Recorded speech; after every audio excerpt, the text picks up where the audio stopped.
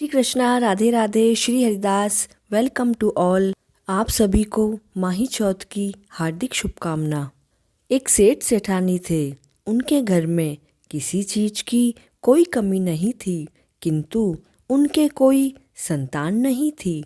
एक दिन पड़ोसन माही चौथ की कहानी सुन रही थी, तो सेठानी ने पड़ोसन से पूछा कि तुम यह क्या कर रही हो। तो वह बोली कि आज मेरे माही चौथ का व्रत है, इसलिए कहानी सुन रही हूँ। तब सेठानी ने कहा कि इसको करने से क्या होता है।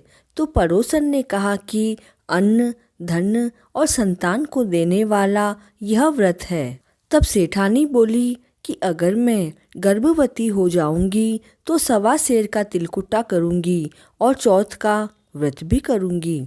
थोड़े दिनों बाद सेठानी गर्भवती हो गई। तो सेठानी बोली कि अगर मेरे लड़का होगा तो 2.5 सेर का तिलकुटा करूंगी। अब तो सेठानी के लड़का भी हो गया।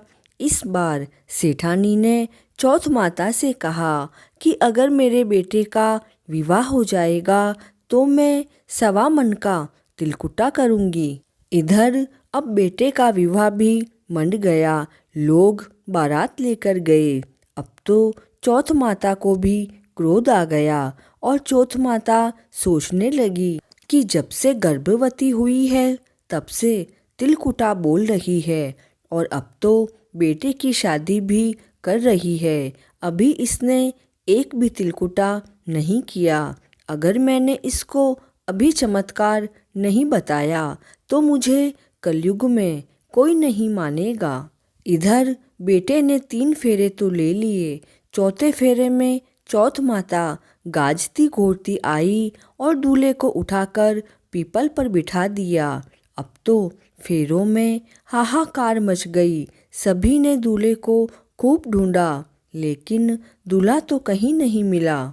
खूब दिनों बाद गणगौर का त्योहार आया। लड़कियां गणगौर पूजने के लिए उसी पीपल के पास दूब लेने जाती, जहाँ से पीपल पर से दूल्हा रोज एक लड़की को कहता कि आए मेरी आधी ब्यायोड़ी। अब रोजाना ऐसा सुन सुनकर लड़की तो दुबली हो गई। लड़की की माँ ने कहा कि बेटी, हम तो तुझे अच्छा खिलाते हैं, फिर भी तू इतनी दुबली क्यों हो रही हो। तब वह लड़की बोली कि माँ, जब मैं दूब लेने जाती हूँ तो पीपल पर से एक लड़का दूल्हे के कपड़े पहनकर बैठा हुआ, मेहंदी लगाया हुआ, सेवरा पहना हुआ, रोजाना मुझे कहता है कि आए मेरी आधी ब्यायोड़ी। अब माँ ने तुरंत ही वहाँ जाकर देखा तो वहाँ तो उसका जवाई ही बैठा था। तब वह बोली कि मेरी बेटी को आधी ब्याह कर आप यहाँ क्यों बैठे हो।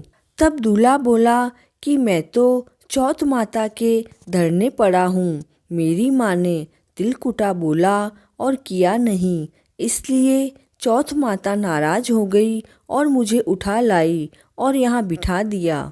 उसी समय लड़की की माँ दूल्हे की माँ के पास गई और सारी बात बताई।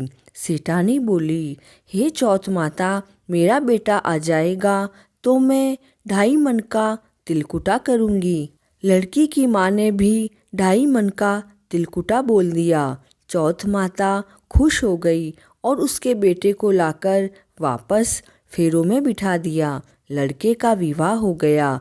फिर सभी ने खूब धूमधाम से चौथ माता का तिलकुटा किया और सारे नगर में ढिंढोरा पिटवा दिया कि सभी लोग चौथ माता का व्रत करना, तिलकुटा करना।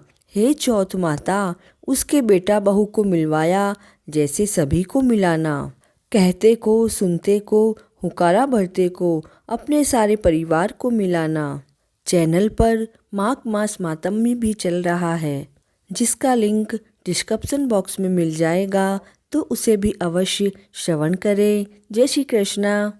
और चौथ माता की कहानी के बाद विनायक जी की कहानी का लिंक भी डिस्क्रिप्शन बॉक्स में मिल जाएगा, तो उसे भी अवश्य श्रवण करें।